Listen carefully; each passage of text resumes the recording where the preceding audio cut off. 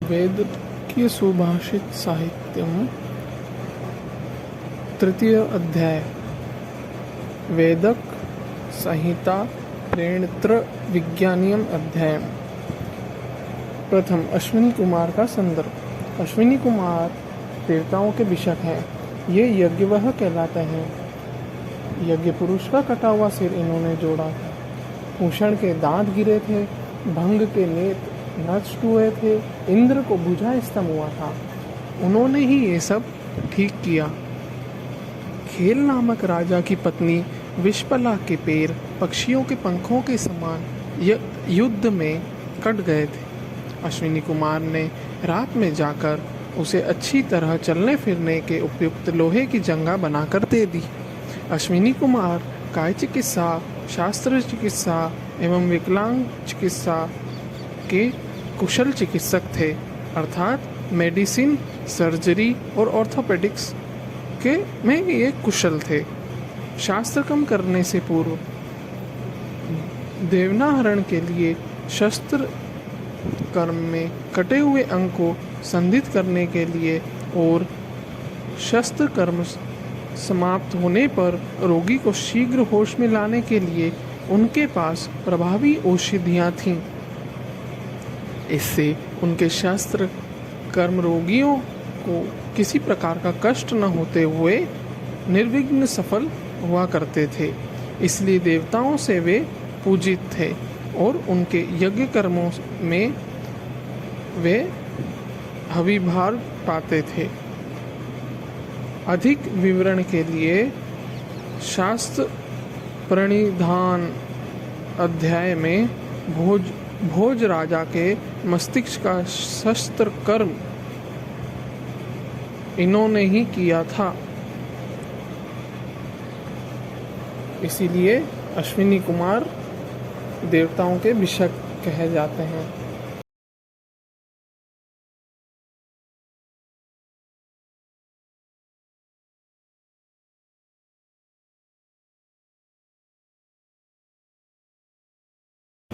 धन्वंतरी जी विष्णु के अंश रूप तथा आयुर्वेद के पथ प्रदर्शक भगवान धन्वंतरी अमृत से पूर्ण करमंडल लेकर समुद्र से बाहर आए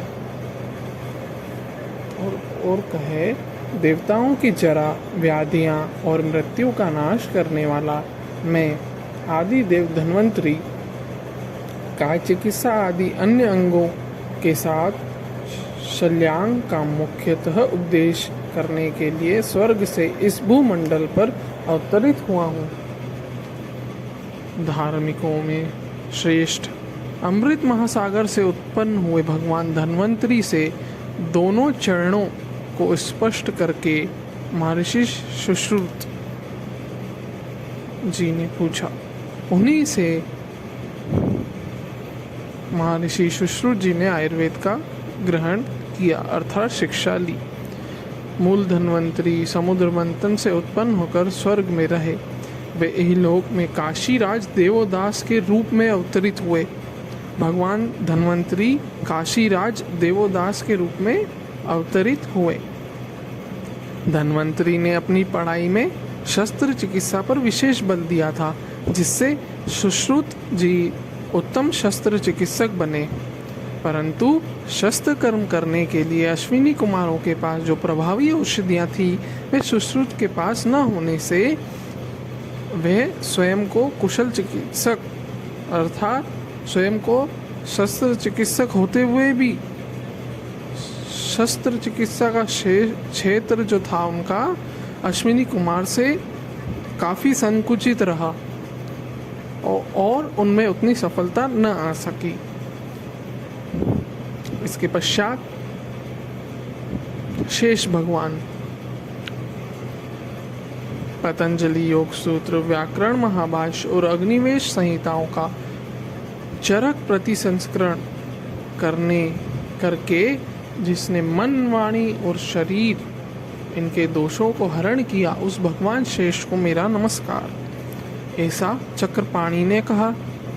भगवान शेष समय समय पर इस भूलोक में योग सूत्रकार पतंजलि, व्याकरण महाभाष्यकार पतंजलि, और अग्निवेश संहिता संस्कृता चरक के रूप में अवतरित हुए। चूंकि गुप्तचर के रूप में शेष भगवान आए और किसी से पहचाने नहीं गए, इसलिए वे चरक नाम से भूमंडल पर विख्यात हुए। पतंजलि योग शास्त्र में जिन्होंने चित्त का, व्याकरण महाभाष्य से भाषा का और वेदक शास्त्र से शरीर का मल दूर किया, अर्थात योग शास्त्र से चित्त, व्याकरण शास्त्र से महाभाष्य मतलब भाषा और वेदक शास्त्र से शरीर का मल दूर किया, उस पतंजलि को मैं अंजलिबद्ध प्रणाम करता हूँ।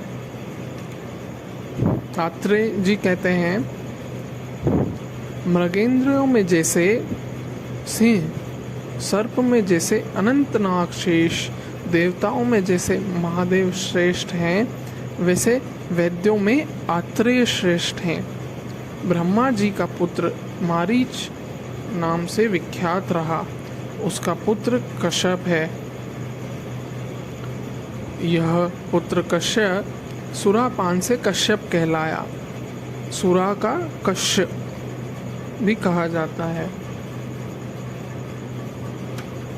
इस प्रकार कृत युग में पुनर्वसु आत्रेय, द्वापर में सुश्रुत और कल युग में वाग्भट। इस प्रकार युगानुसार वेदक प्रणेताओं की